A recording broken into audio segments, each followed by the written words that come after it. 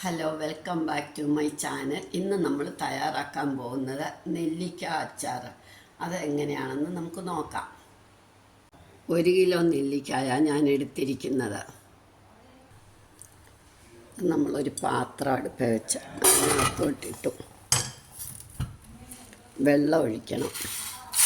കണ്ട് മുങ്ങിക്കിടക്കുന്ന പോലെ വെള്ളം ഒഴിച്ച് ഇതിനി നമുക്ക് നല്ല അടച്ചു വെക്കണം.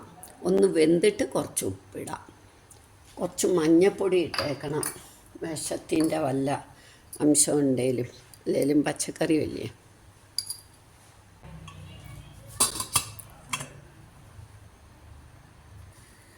ഇനി നമ്മൾ ആവശ്യമായിട്ടുള്ള ഉപ്പങ്ങ് ഇപ്പോഴേ ഇടുക.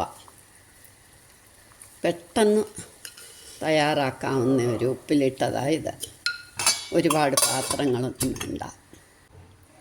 ഒരു 10 മിനിറ്റ് കഴിഞ്ഞപ്പം ഇത് നമുക്ക് തുറന്ന് നോക്കാം. അപ്പോൾ ദേ നെല്ലിക്കയൊക്കെ നല്ല ഇങ്ങനെ വിണ്ട് കയറി. അപ്പോൾ ഇത് നിർത്തി ഇതൊന്ന് തണുത്തിട്ട് വേണം ബാക്കി കാര്യം നമുക്ക് ചെയ്യാൻ.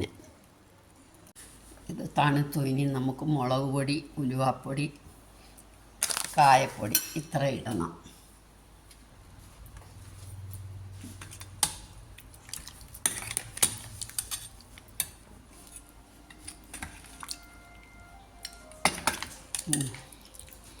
ഇനി നമുക്ക് ഉലുവാപ്പൊടി ഇടാം, കായപ്പൊടി. ഉപ്പ് നേരത്തെ ഇട്ടുകൊണ്ട് ഉപ്പ് വേണ്ട.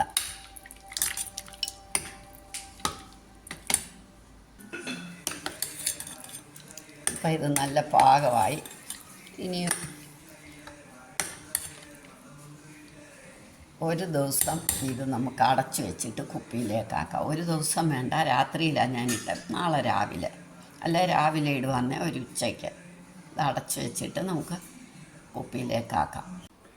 ഇനി നമുക്ക് കുപ്പിയിലാക്കാം. ഇപ്പം ഇത് പാകമായി.